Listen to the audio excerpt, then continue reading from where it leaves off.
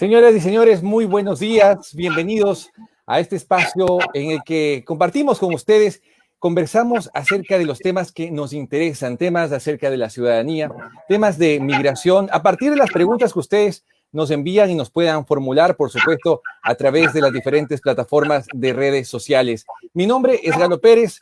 Les doy la más cordial bienvenida a este espacio que es suyo realmente y queremos interactuar, queremos conversar con ustedes, así que tengan la más cordial bienvenida. Y vamos, por supuesto, ya a saludar a la abogada María Belén Albuja, quien está ya con nosotros y precisamente será quien despeje muchísimas de las dudas que tenemos el día de hoy, abogada, al respecto de la entrevista de la ciudadanía. Pero antes, les saludo cordialmente. ¿Cómo está? Muy buenos días. Muy buenos días, Galo. Feliz de estar con ustedes, comenzando este día con un buen café y una muy buena conversación, sobre todo mientras se acercan las elecciones en Estados Unidos y necesitamos más ciudadanos que voten.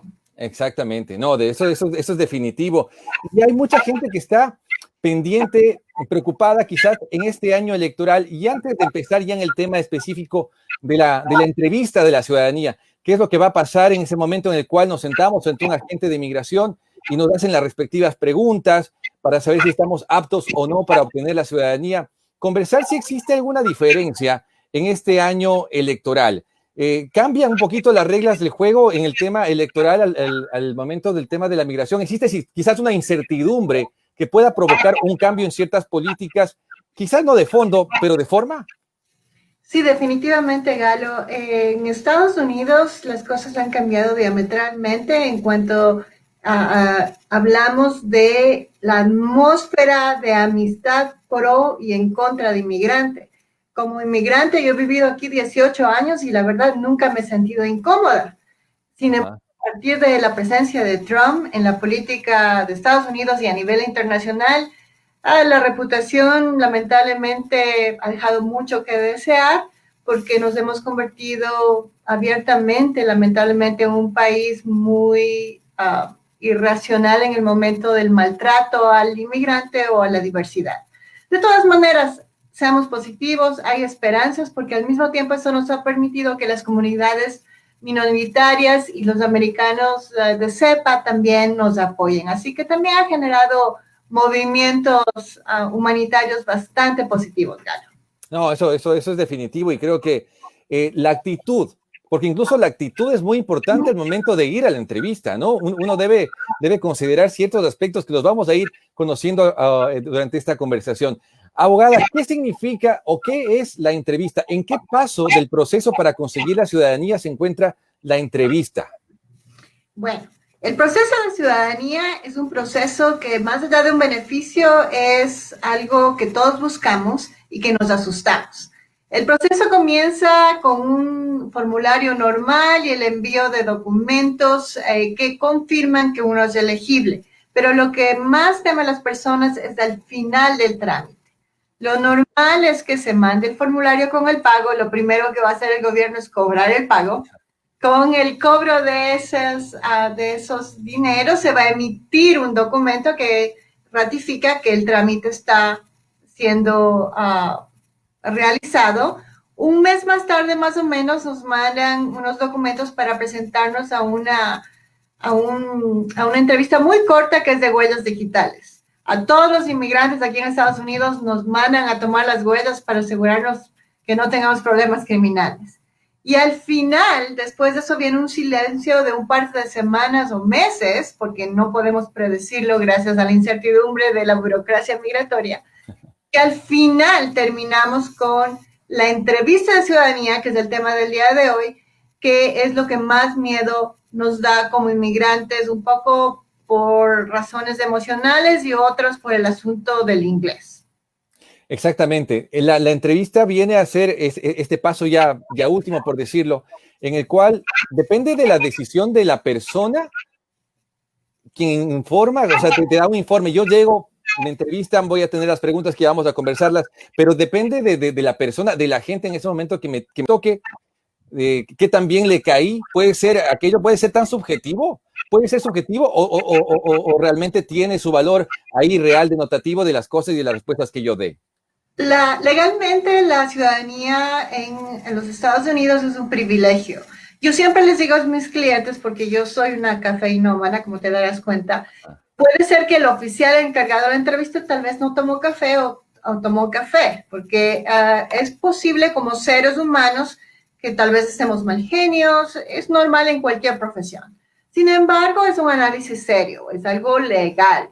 Se tiene que cumplir requisitos, el oficial tiene el poder de revisar muchas cosas de nosotros y va a haber un orden que vamos a hablar un momento de preguntas para confirmar que uno es elegible.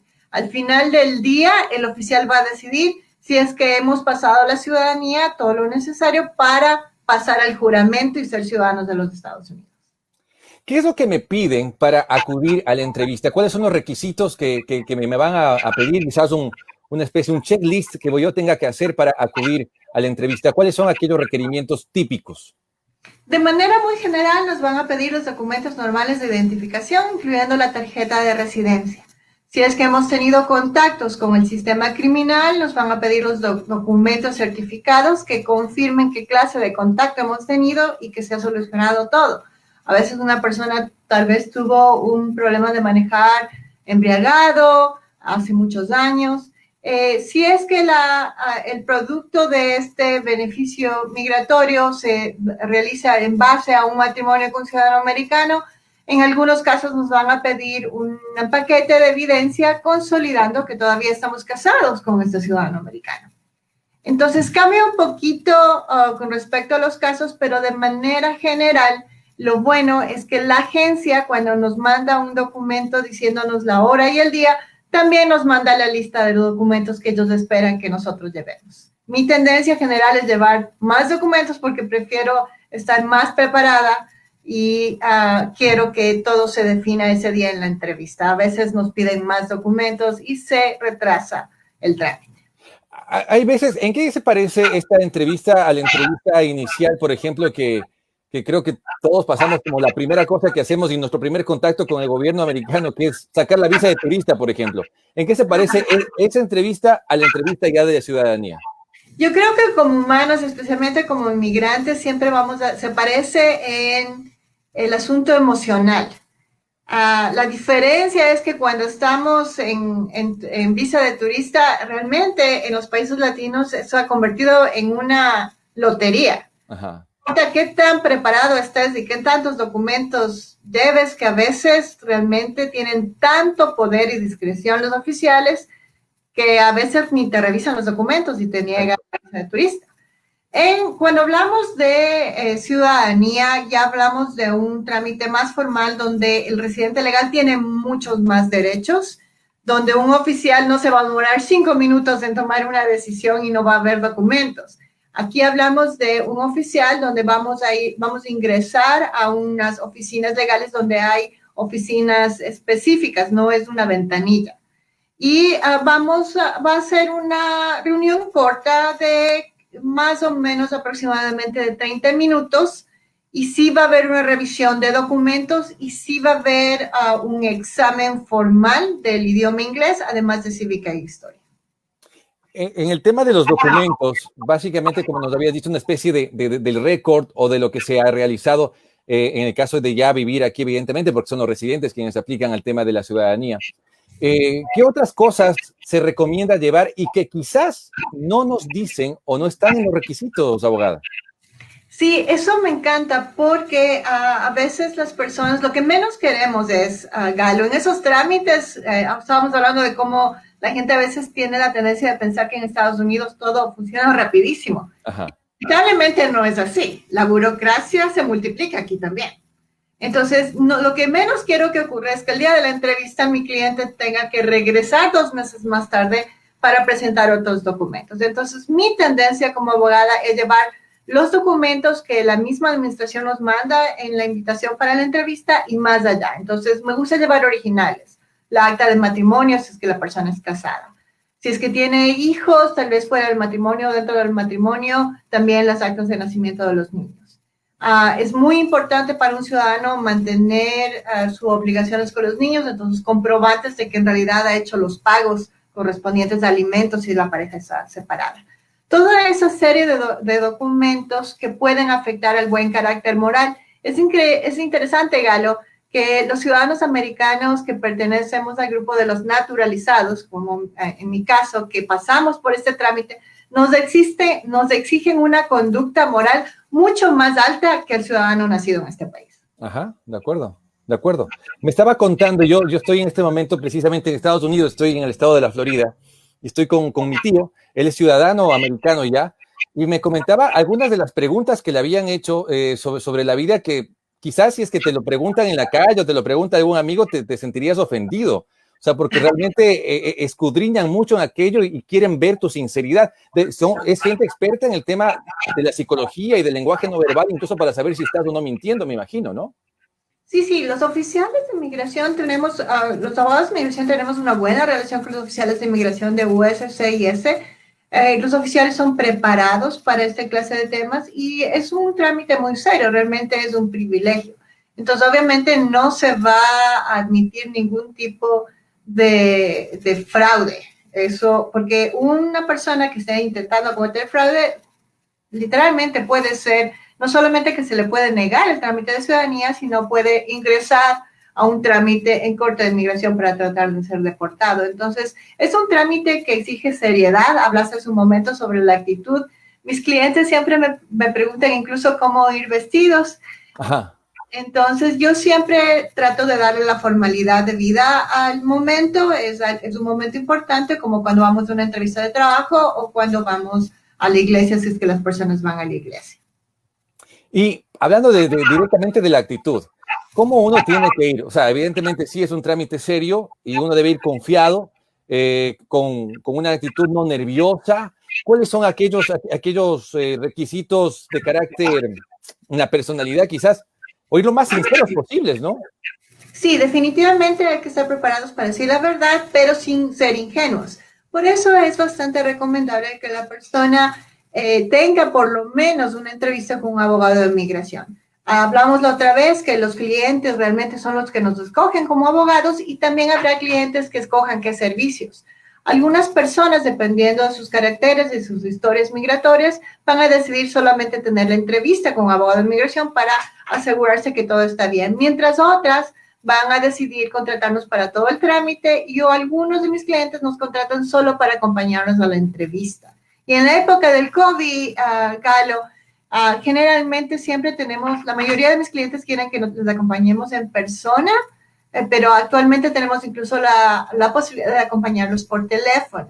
El abogado de inmigración no está ahí para contestar las preguntas por el oficial, pero definitivamente podemos tomar nota si es que existe un abuso de autoridad o aclarar algún asunto legal si es que es aplicable.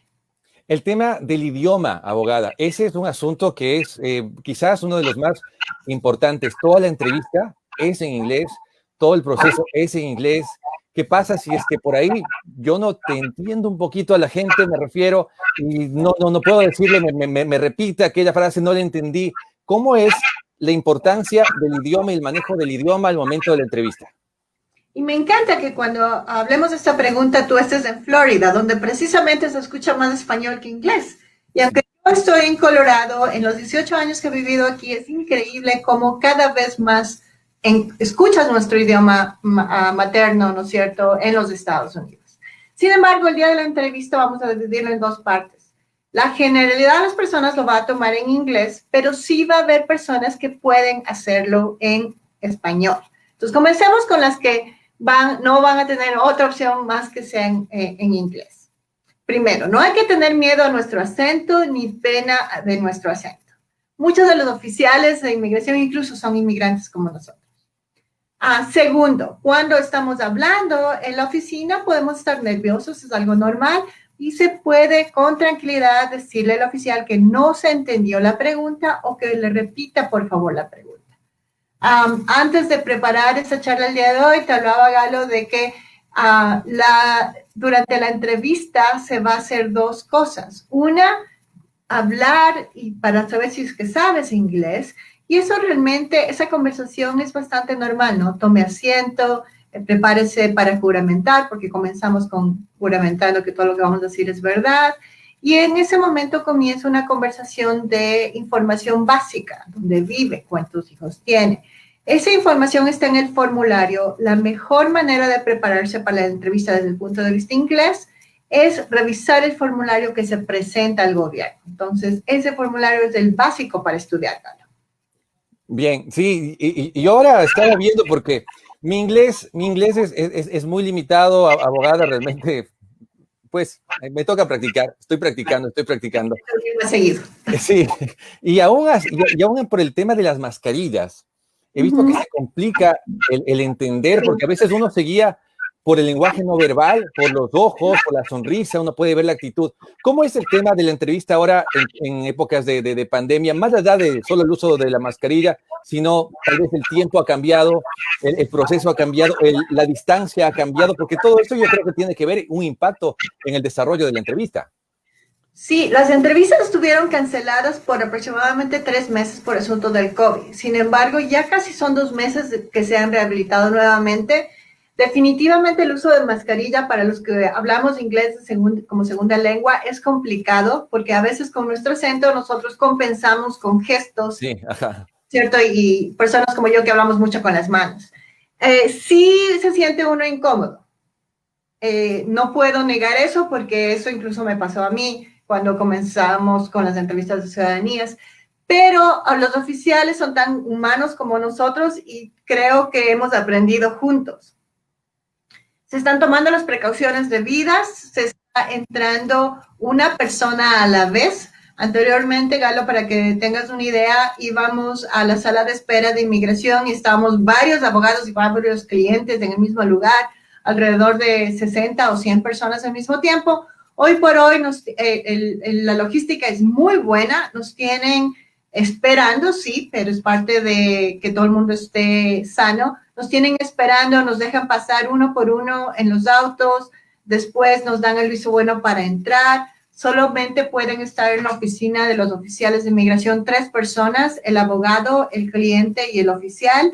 Los oficiales tienen una pantalla acrílica alta para no tener contacto. Ujú. Tienen también alcohol para las manos. Sí se va a requerir las mascarillas y yo creo que en estos tiempos de COVID los oficiales sí entienden que vamos a tener los inmigrantes que alzar la voz más de lo que normalmente estamos acostumbrados. Yo siempre a mis clientes les digo que a veces nuestra tendencia latina es bajar los ojos a la autoridad y la tendencia americana es lo contrario, es mirar fijamente a los ojos y un buen apretón de manos. No hay cómo darnos el apretón de manos el día de hoy, pero mi consejo siempre es mirar de frente al oficial y esta vez con las mascarillas alzar la voz más y pedir repetición si es que no lo entiendo o repetir mi respuesta si es que el oficial no me entiende.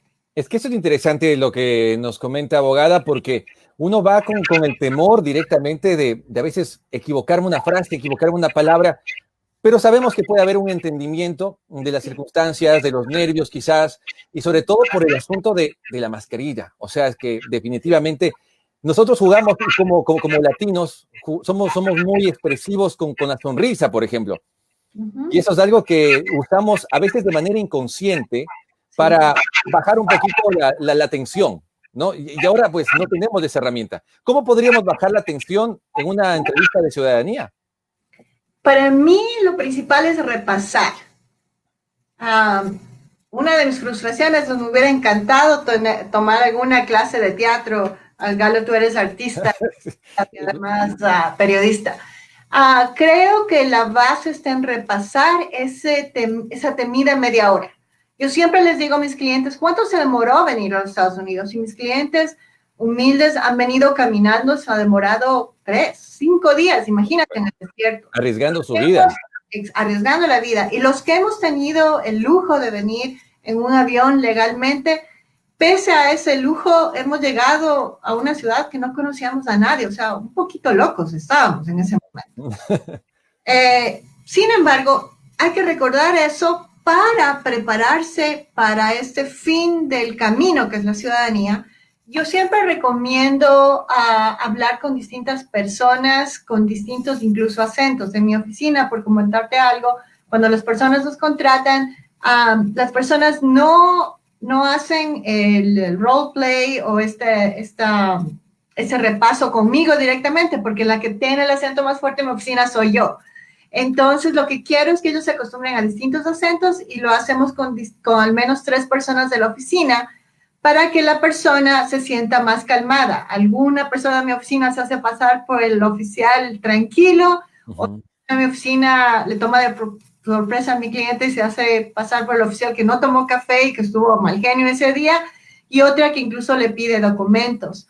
Hay algo muy interesante. Nosotros en inglés, a veces mis clientes se aprenden de memoria las preguntas y eso no nos lleva mucho, porque si es que me cambian una palabra y no entiendo esa palabra, me va a poner más nervioso y no voy a saber cómo contestar. Entonces, sí sugiero aprender y revisar las preguntas con sinónimos. Por ejemplo, en inglés, si te preguntan dónde vive tu esposa o tu esposo, usas wife o husband con normalidad y la gente entiende. Pero el oficial tal vez va a utilizar la palabra esposo o esposa, spouse. Si está nervioso y no ha repasado esos sinónimos, se puede congelar. Exactamente, ¿no? Hay que tratar de buscarle la lógica a las preguntas. ¿De qué tipo son las preguntas? Nos habías dicho que son preguntas que también tienen que ver con historia, con cívica, pero ¿cómo empieza esta ronda de preguntas? Lo normal. Yo sé que puede variar de persona a persona, pero lo normal. Los oficiales deciden cómo comenzar. Hay 2 grupos de preguntas. Una, las que vienen en el formulario, que son preguntas personales de tu vida personal, y una serie de preguntas legales que tienen relación a la Segunda Guerra Mundial, al nazismo, a crímenes, asuntos de terrorismo realmente. Esa primera ronda, la ventaja es que tenemos todas las preguntas en el formulario, o sea, podemos estudiarlas con anticipación. La segunda parte es del examen, Galo, y ahí es cuando todo el mundo se me pone nervioso y no hay por qué estar nervioso, se puede hacer. Son 100 preguntas que nos dan, o sea, nos avisan el examen con anticipación. Son 100 preguntas que nos dan, de las cuales el día de la entrevista el oficial puede preguntarnos 10. De esas 10, solo tenemos que saber 6. O sea, tenemos que sacar 6 sobre 10 para pasar el examen. El inglés perfecto, pero sí entenderlo y necesitamos saber de las 10 preguntas 6. Estaba yo viendo algunas de las preguntas que normalmente están dentro de este cuestionario, como qué hizo la Declaración de Independencia, qué tipo de sistema económico tiene los Estados Unidos, nombre a uno de los senadores actuales del estado donde vive. Son preguntas realmente, digamos, de cultura general, ¿verdad? Y ahí es cuando nuestra ventaja como latinos tiene que salir adelante. Primero, si recordamos la escuela, las preguntas que nos hacían en la escuela tenían respuestas de párrafos, ¿no? En los latinos nos gusta explicar más allá. La tendencia americana en las escuelas son lo que se llama multiple choice. Escoja la pregunta A, B, C, D. Lo mismo pasa en el examen de la ciudadanía. La pregunta es de una línea, Galo, la respuesta es de una línea.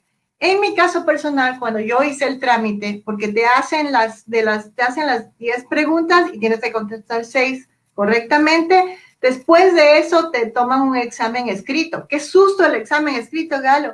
El examen escrito es solamente una pregunta. Una pregunta que uno tiene que escribir. En mi caso personal, me acuerdo clarito, me hicieron escribir que me preguntaron cuál era la capital de Estados Unidos, Washington, D.C. La oración a escribir era que Washington, D.C. era la capital de Estados Unidos. Entonces, no estamos hablando de un monstruo al que no podemos superar. Sí se puede pasar este examen. Eso es importante que poder demostrar o indicar a la gente que los nervios deben quedarse afuera. Debemos entrar como que con mucha confianza, sabiendo que no nos van a hacer una pregunta muy comprometedora, por decir el caso, pero de cosas muy, muy extrañas, como, yo qué sé, cuál era el nombre de la tía de George Washington. O sea, no van a hacer preguntas en las cuales nos quieran hacer caer, sino que se note el interés nuestro de haber estudiado, sí, de habernos preparado, por supuesto, porque eso es lo que hay que hacer. Ya cuando uno va preparado, Uno normalmente, bueno, no creo que era su caso, abogada, porque tengo muy bien entendido que estudiosa es lo que más ha sido en su vida. Un poquito, no, yo desde que la conozco, pero lo que sí es que hay que estudiar, hay que prepararse. Una vez que uno se prepare para las cosas, los nervios se van. Los nervios son un resultado de que no nos hemos preparado lo suficiente. Y para este tipo de exámenes hay que leer un poco de historia, básicamente, y las preguntas nos las dan. Sí, en inmigración nos están dando las 100 preguntas con anticipación. Y desde el punto de vista práctico, los oficiales saben que solamente tenemos que contestar 6 preguntas bien para que pasemos el examen. Y lo que generalmente pasa, Galo, es que el oficial comienza a hacerte las preguntas. Y si tú contestaste correctamente las 6 primeras, ya ni siquiera te hacen 4 más. Uh-huh. Entonces, el monstruo, y ya vamos a hablar de cuando podemos hacer el examen en español, pero el monstruo del examen no es ese monstruo, tal vez de nuestra cabeza, porque emocionalmente como inmigrantes siempre sentimos ansiedad con migración.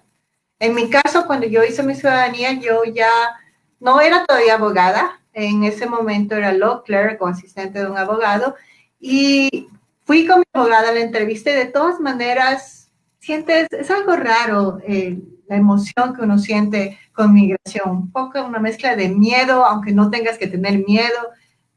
Eso es difícil de explicar. Los inmigrantes, no sé por qué tenemos esa reacción. Creo que es de tanto que nos ha costado tener los documentos, que es como algo muy preciado, no podemos poner en riesgo. Y está bien, pero sí se puede hacer este examen. El oficial decide, Galo, cuál es el orden. Entonces hay oficiales que primerito te hacen todas las preguntas y otros oficiales que más bien comienzan una conversación un poquito más personal. Eso ya depende del oficial. Y lo que está pasando en las épocas de COVID, Galo, es que anteriormente si pasabas ya todas las preguntas, te invitaban a una ceremonia muy bonita de ciudadanía. Uh-huh.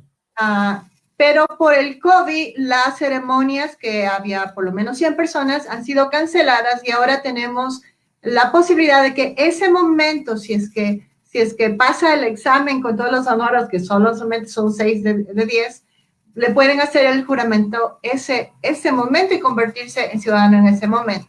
Algunas personas le están invitando a una ceremonia pequeñita de 10 o 13 personas también. Bien, esta era justo la siguiente pregunta. Yo respondo las preguntas, respondo las 6 correctamente de las 10 que normalmente las van a hacer. ¿Qué pasa en ese momento? Ahí el oficial, el agente me dice aprobado o espera un momento o vamos a hacer una deliberación. ¿Cómo funciona este momento? Los oficiales de migración son como los abogados, dependiendo de la experiencia, algunos van a necesitar el apoyo de un supervisor, de lo contrario ellos se van a manejar solos. Lo que ellos van a analizar durante toda la entrevista, que aproximadamente dura de 20 a 30 minutos, es tu nivel de inglés, que no tiene que ser perfecto, pero tienes que saber tener una conversación normal, que hayas pasado el examen, el escrito, que ya hablamos que solamente es una pregunta o una oración, el oral de las preguntas de historia y cívica, y van a revisar tu buen carácter moral. En este contexto del buen carácter moral, van a revisarte si has tenido antecedentes, problemas, si es que has pagado impuestos, si es que pagas alimentos, si es que estás casado con un ciudadano y sigues casado con un ciudadano. Entonces, generalmente, las mayorías de las entrevistas de ciudadanías terminan dándote la respuesta final ese momento. Los oficiales tienen tu expediente completo, llegas y en la mesa está el expediente completo, toda tu historia migratoria. Entonces los oficiales tienen la capacidad de haber revisado eso antes. A veces lo hacen, a veces lo hacen antes o después. Eso ya es un poquito de cómo se maneja el oficial. Por eso generalmente nosotros cuando hacemos casos de ciudadanía y no han sido personas que han sido nuestros clientes desde el principio, pedimos al gobierno la copia completa del expediente para estar en las mismas condiciones del oficial, ¿no? Tener la historia de nuestros clientes. Vamos a poner aquí, precisamente, ustedes van a tener un link en el que ustedes pueden acceder a un formulario si ustedes desean comunicarse con todo el personal y los profesionales del Bujalo. De esta manera pueden tener una una asesoría directa, ¿no? Personalizada para cada persona con mucho gusto. Pero evidentemente tenemos algunas preguntas de parte del público también si nos desean preguntar sobre el tema de la entrevista de ciudadanía. Estamos muy gustosos también de darles una pequeña aclaración. Pero tengo una pregunta especial, abogada. ¿En qué falla la gente normalmente en las entrevistas? ¿Cuáles son las fallas más comunes que usted ha visto en sus casos? Las fallas más comunes es la falta de preparación. Uno.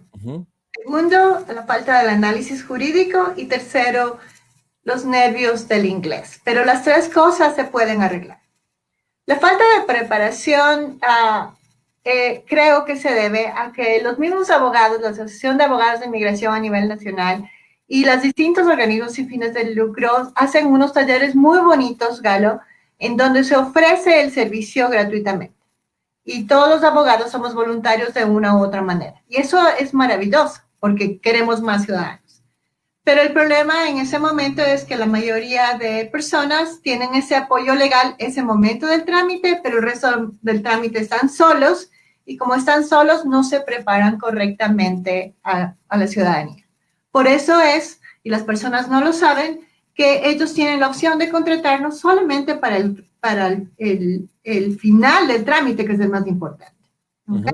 Es la primera opción. Sí hay cómo prepararse bien, o sea, sí podemos evitarlo. La segunda opción es la falla en el análisis jurídico. Tenemos dos grupos ahí. El grupo de personas que se me congela porque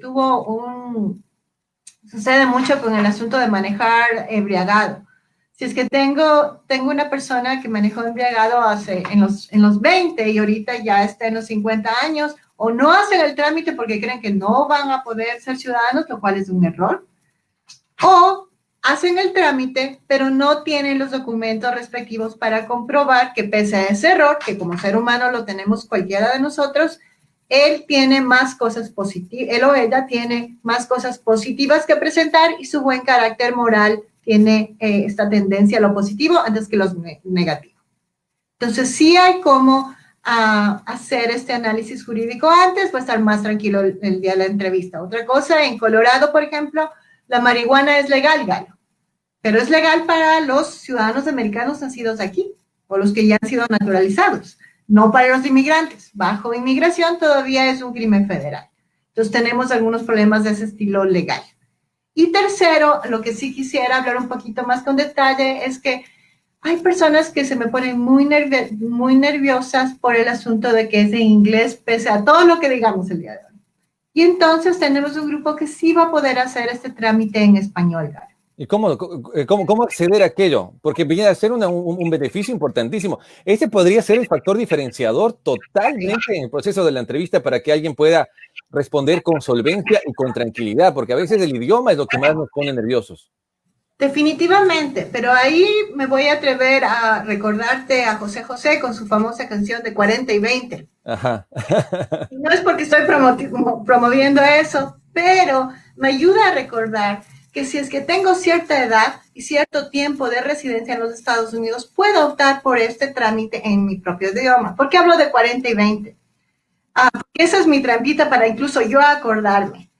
Si bien no es exacto esos números, cuando tengo más de 50 años de edad y más de 20 años de residencia en los Estados Unidos, puedo tener esta conversación con el oficial y este examen en mi propio idioma, en español.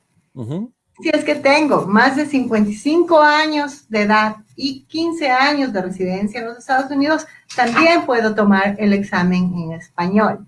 Entonces, cuando unimos estas dos características, la edad y el tiempo de residencia, podemos tener acceso a este trámite o a esta entrevista que le tenemos tanto miedo en nuestro propio idioma. Pero ojo, el oficial no va a hablar español. Posiblemente muchos de ellos son bilingües como nosotros. Pero el inmigrante va a tener que tener un traductor que va a tener que pagar al inmigrante para que traduzca la conversación. Entonces, sí es posible hacerlo en español. ¿Esto no le baja puntos, por decirlo de esa manera? O sea, no existe esa posibilidad. No, es un derecho automático, o sea, considera, no quiero creer que los 50 o los 55 es la tercera edad, me niego, porque pero es un beneficio por el tiempo que hemos vivido en Estados Unidos. Y la verdad, sí creo que es importante que todos los inmigrantes aprendamos inglés, pero es indiscutible que conforme pasan los años, es muy sencillo vivir en Estados Unidos en tu propio idioma. O sea, yo personalmente hablo el 80% de mi tiempo en mi trabajo en español. Correcto. Entonces, no estoy a favor de que tengamos miedo al examen porque tenemos acento, porque eso no es el punto, pero sí es que una persona que nos está escuchando se siente más, siempre nos sentimos más cómodos en nuestro propio idioma. Entonces, si es que tienes 50 años de edad o más de 55 y has sido residente legal más de 20 años o más de 15, en ese momento nos vamos a acordar de la canción de José José y vamos a saber que vamos a tener tranquilidad de que el trámite, la entrevista, sea en español. A menos que no nos traiga buenos recuerdos José José, lo que ocasionaría que tengamos que buscar Eso es algún otra cover. historia. Sí, eso es otra. Ajá. Ahora, hemos contestado bien las 6 preguntas necesarias. Hemos pasado ya a esta ceremonia de ser o no el caso por el tema pandémico que usted nos decía, abogada. ¿Qué pasa? ¿Nos entregan ya los documentos? ¿Ya ese momento somos ciudadanos? ¿Ya gozamos de los derechos desde ese instante? ¿O cómo son los plazos? Es bastante raro. Cuando en los tiempos antes del COVID, lo que pasaba es que nos daban la respuesta y obviamente estamos esperando una respuesta positiva. Después vamos a hablar de qué pasa si nos niegan ese día. Y nos mandaban la invitación a la ceremonia. La ceremonia es maravillosa. Para los románticos en inmigración es maravillosa. Ahora tenemos la ceremonia en ese momento y es también muy emotivo. La parte que es muy incómoda desde el punto de vista práctico es que nos tenemos que entregar la tarjeta de residencia. Y en ese momento nos quedamos así como inmigrantes legalmente desnudos porque no tenemos nada que nos diga que somos ciudadanos americanos. En este momento nos están mandando una certificación, un documento bastante bonito que luego le marcamos, que dice que somos ciudadanos americanos, pero es raro, Galo, como inmigrante, no tener algo en la billetera que pruebe que uno es legal. Y lo que mi consejo en ese momento es inmediatamente ir a aplicar para el pasaporte americano. Va a tener que sufrir la persona unas 2 o 3 semanas porque para la aplicación del pasaporte americano tiene que presentar el documento original de ciudadanía. Y literalmente son 2 o 3 semanas que uno pasa un poco incómodo porque si es que te detienen en la calle, no tienes nada que compruebe que estás legal. Por suerte ahora con los teléfonos que todos tenemos, una fotito de la certificación nos tranquiliza. Claro. Pero lo que hay que hacer es pedir inmediatamente el pasaporte, no solo porque todos estamos contando los días para que ese asunto del COVID se acabe y podamos viajar con tranquilidad a nuestros hogares, sino para tener ya la tranquilidad mental, porque el certificado de ciudadanía no es algo que puedes doblarlo e irte de viaje mañana. Necesitas el pasaporte. Exactamente. ¿Y qué pasaría si es que tengo que realizar un trámite justo en esas 2 o 3 semanas? Hay formas de conseguir el pasaporte de manera expedita, como toda burocracia pagas el doble, pero te tramitan en un día. Bien, como para ir cerrando el tema, ¿qué pasa si no me fue bien en las preguntas? ¿Qué pasa si es que no contesté adecuadamente las 6 preguntas? ¿Tengo otra oportunidad? ¿Existe alguna manera de trabajar en aquello? Sí, exactamente, como en la escuela. Nos fue mal en un examen, ok, tenemos la segunda oportunidad para recuperarnos. Generalmente primero nos avisan, generalmente nos avisan ese día o nos mandan un documento explicando qué es lo que no estuvo bien. Examen, si es que tal vez mi inglés no es perfecto. Y en ese momento, generalmente nos mandaban una invitación para una segunda entrevista un mes más tarde. De acuerdo. Ahora con el COVID se están demorando un poquito en darnos esas entrevistas, pero sí se están agendando. ¿Cuál es la ventaja? Que una vez que pasas un examen, y mejor dicho, no pasas el examen, ya el segundo ya estás prevenido. Ya sabes cómo se ve la oficina, ya sabes cómo llegar a tiempo, ya sabes quién es el oficial, generalmente es el mismo oficial que atendió la primera entrevista, Y aparte te están dando la hoja que te dice en donde tú tienes que estudiar. Entonces, si bien no es agradable tomar un examen de nuevo, sí hay la posibilidad. Ahora, si no pasas el segundo examen, lamentablemente, en ese momento no es que te quiten la residencia ni mucho menos, sino que el residente sigue siendo residente y vas a tener que, como buen inmigrante, respirar, capítulo cerrado y otra vez ver cuándo sería lo conveniente para hacer el trámite. O sea, digamos que fallo en mi segundo intento del examen, puedo esperar un tiempo necesario para hacer nuevamente el trámite y la aplicación. No es que se me cierran las puertas. No, no se te cierran las puertas. Generalmente recibes una carta que dice negativa sin perjuicio y eso te dice simplemente que alguna cosa fallaste, ¿no? Y te explican que si es que es el examen de inglés, tal vez tengas que estudiar un poquito más de inglés. Si tal vez tuviste un problema pequeño con el sistema criminal y quieren que pase más tiempo, porque el tiempo es el mejor amigo de los inmigrantes, pues es lo prudente porque no consideran que tienen suficientes buen carácter moral. Por cualquier razón que sea, te va a decir negado sin perjuicio. Eso significa que sigues siendo residente legal y que ya en base a esta experiencia vas a saber cuándo. Hay algunos de mis clientes que deciden tal vez esperar a cumplir 15 o 20 años de residencia para hacer el trámite en español, por ejemplo. Ajá. Otros que tal vez han tenido un problema, pasa mucho, a menudo las señoras van con los niños en el carrito y el niño agarra algo en el Target o en el Walmart y después terminan con cargos las mamás de robo de pequeñas cosas. Entonces, se acepta la responsabilidad del hecho y se espera el tiempo necesario. Generalmente son 5 años desde que se ha tenido ese caso y se ha terminado el tiempo de probatorio. En muy pocos casos, y esos casos son los casos en que hay fraude y realmente el afán de tomarle el pelo al gobierno, pasarán esos casos a Corte de Inmigración a tratar de deportarles a las personas. Pero esos porcentajes son bajísimos. No, pero ya, evidentemente en casos Bueno, donde. estamos hablando de casos de mala fe, ¿no? Claro, exactamente. Bueno, recapitulando un poco, tenemos la entrevista de ciudadanía que llega a ser prácticamente el último paso para la consecución de esta condición, pues, de ser ciudadano, a la cual no le debemos tener miedo, sino más que nada prepararnos con profesionales. Dentro de todo este proceso, abogada, ¿cómo usted o qué usted nos puede recomendar para iniciar, para dar el paso importante que es decidir? Porque incluso a veces la gente se pone más nerviosa antes que la entrevista y decidir empezar el trámite, ¿no? Decir, y ahora voy a empezar a hacer esto, veamos qué tal nos va, qué va a pasar.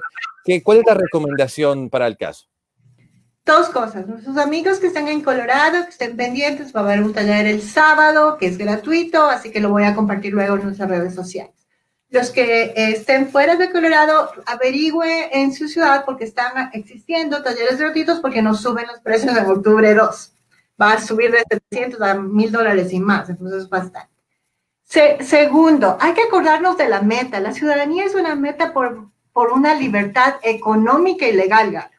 Libertad económica, ¿por qué? Porque ya dejo de pagarle al gobierno en asuntos de inmigración todo el tiempo. Si eres residente, tienes que renovar tu tarjetita cada 10 años. Entonces, cuenta $700, $1,000 cada 10 años.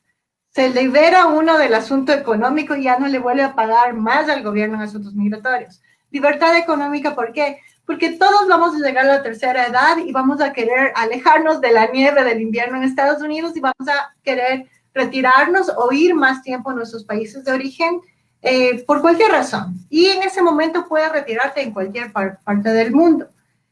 Tercero, económicamente es bueno porque también tenemos la posibilidad de incluso solicitar a más familiares para que vengan a los Estados Unidos. Obviamente esa es otra historia que vamos a conversar en el futuro. Podemos solicitar a padres, a madres, esposos e hijos. Y hermanos. Como tú sabes, yo les solicito a mis hermanos y ahí estamos en la espera. Ajá. Y el punto final es la votación. Lamentablemente, si es que se comienza el trámite de ciudadanía en ese momento, no va a alcanzar la persona a votar, pero lo que queremos es ya tener el trámite enrumbado para tener más el voto latino. Entonces, acordarse de este monstruo, no es un monstruo, se puede hacer, es un trámite que va a demorarse varios meses, va a poder estudiar. Y tercero, tiene muy buenos beneficios. No, absolutamente, absolutamente. Que la gente tenga la confianza que si se han hecho las cosas bien, que si ha existido una preparación, si ha existido también la asesoría necesaria. Y para ello, evidentemente, que la gente que está en Colorado, en la ciudad de Denver, por ejemplo, llamar al 720-458-4021, 720-458-4021, para tener más información, poder acceder a una cita ya personalizada, porque cada caso, atención con esto, nosotros acá estamos dando información general, pero cada caso es diferente y necesita y amerita una asesoría personalizada. Abogada, estamos ya llegando a la parte final. Quiero agradecerle por su tiempo. Siempre es muy importante para la comunidad latina que nos escucha y que nos sigue tener estas palabras de esperanza también, de fe, tranquilizadoras, por lo más, que es lo más importante, de que se puede acceder y se pueden llegar a tener los derechos que uno está buscando a través de una buena preparación y una buena asesoría. Le quiero agradecer, abogada. Muchas gracias. No, gracias. Encantada de hablar contigo el día de hoy, Galo. Vamos a seguir haciendo estos Facebooks y de nuevo, no hay que tenerle miedo, hay que seguir adelante. El presidente no puede cambiar la ley. Nosotros tenemos los beneficios, simplemente hay que utilizar nuestros derechos.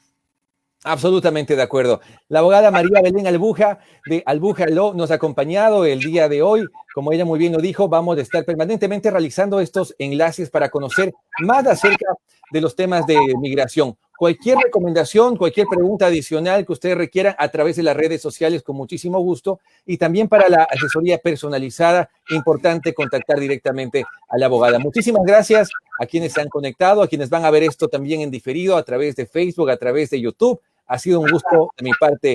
Soy Galo Pérez. Será hasta una próxima. Gracias, abogada. Hasta luego, Galo. Que el viaje a los Estados Unidos haya valido la pena. Gracias. Que esté muy bien. Bye.